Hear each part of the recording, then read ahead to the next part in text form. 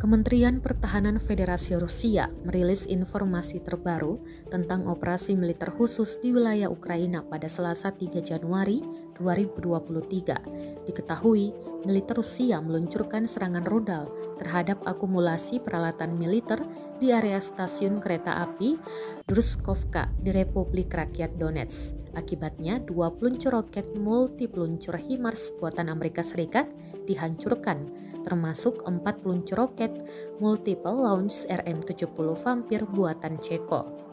Juga lebih dari 800 roket untuk beberapa peluncur dihancurkan, 6 kendaraan, serta hingga 120 prajurit Ukraina. Selain itu, di wilayah kota Artemovsk di Republik Rakyat Donetsk dan pemukiman Chervonaya di Brova di Republik Rakyat Luhansk, Rusia mengklaim 3 sistem artileri M777 buatan Amerika Serikat dihancurkan pada posisi tembak.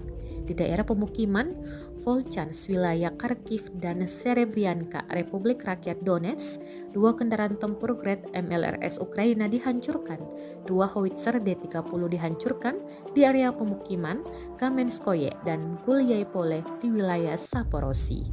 В огня «Хаймарс» производства США, из которых велись обстрелы населенных пунктов Донецкой Народной Республики. В районах города Артемовск Донецкой Народной Республики и населенного пункта Червоная Деброва Луганской Народной Республики на огневых позициях уничтожены 3 артиллерийские системы М777 производства США. В районах населенных пунктов Волчанск Харьковской области и Серебрянка Донецкой Народной Республики уничтожены 2 украинские боевые машины РСЗО «Град».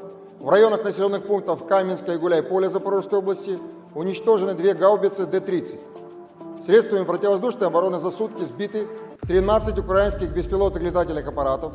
В районах населенных пунктов Свистуновка, Червонопоповка Луганской Народной Республики, Кирилловка Донецкой Народной Республики, Трудовое и Бердянск Запорожской области.